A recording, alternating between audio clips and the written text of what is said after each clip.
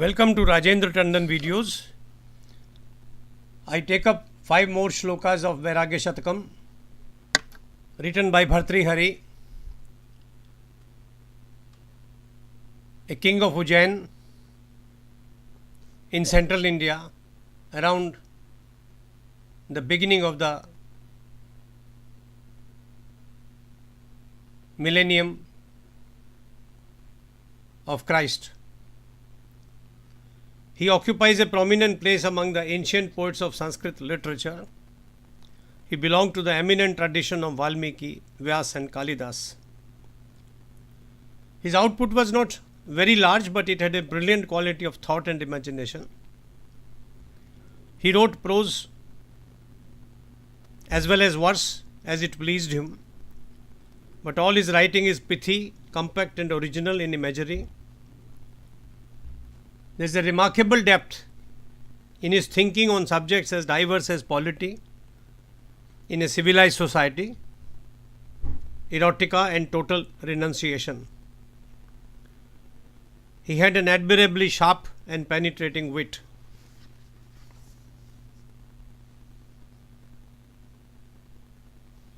Professor Lesson writes, on account of the perfect art with which they are composed, Bhartrihari's short poems are worthy of being ranked among the masterpieces of Indian genius. Some may most fitly be compared to miniature paintings as presenting to us a complete picture in the narrow frame of one strophe. The first 3 shlokas today deal with the subject of death, and Bhartrihari has his own take upon this. In the first one, he writes, Bhratah kashtamaho mahansa nripati samant chakram cha tat parshve tasya cha sa api raj Parishatta Taschandra Vimbinana. Dear brother, I bow to the king, the mighty Kal, which in my own lifetime has swallowed the powerful kings, their dependent chieftains, their court and its pomp, their concubines with faces intoxicating like that of the moon, their proud progeny, their servile prisoners and the bards singing songs of their valor. All these, lost in the womb of time, are just a memory today. It pains me greatly. It's a macro view,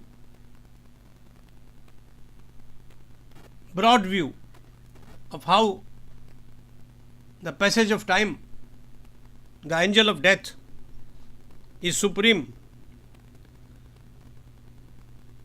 The scholars in India have always regarded Kala, time, as a destroyer of the universe, being a personification of the destructive principle.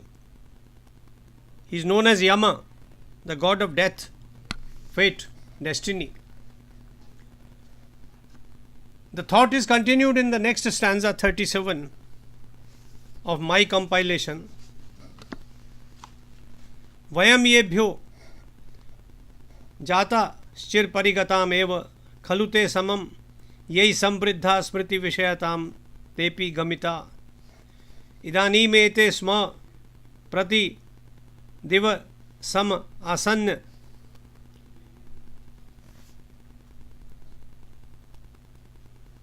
पतनता गतः तुल्य अवस्थाम सिक तिल नदी तीर tarubhi. My parents who gave me birth passed away long ago. My friends and siblings with whom I grew up too have become part of my memory. That is why I am passing my days as a countdown to death. This is real Vairagya. This feeling comes to all of us who reach that age. I am like the short-lived trees growing on the banks of a river, running through mounds of sand. You see, Bhartrihari wants to emphasize not only the trees will wither, but also the streams will be lost in the sands of time. That shows the inevitability and the power of death. The next stanza deals with another such situation.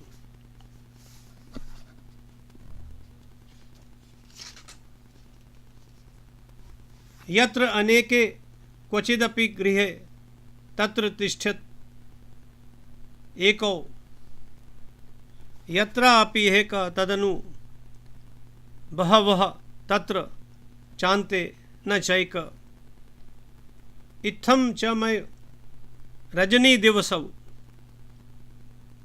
टोल्यान द्वा विवाक्षौ काल काल्या सह बहुकाल क्रीडति प्राणिशारई. It's a very poetic thought. He says it is a household inhabited by so many persons at one time. A solitary soul survives.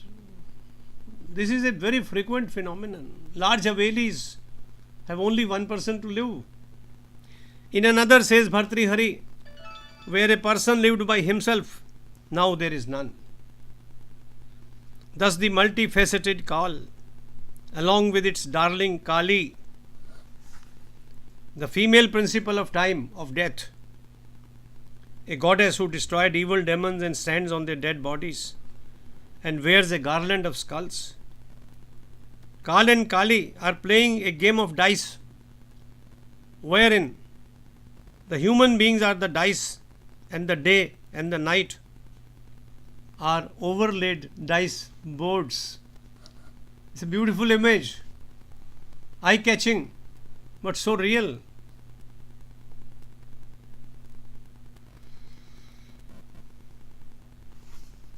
And then in the next shloka, he thinks that time has come. What shall he do with it? I am at a loss to decide what I shall opt for in this brief life. Shall I spend my time absorbed in meditation, living in the banks of the Ganges? Or do I humbly enjoy the company of beautiful and accomplished women? He never forgot women. None of us do. They are so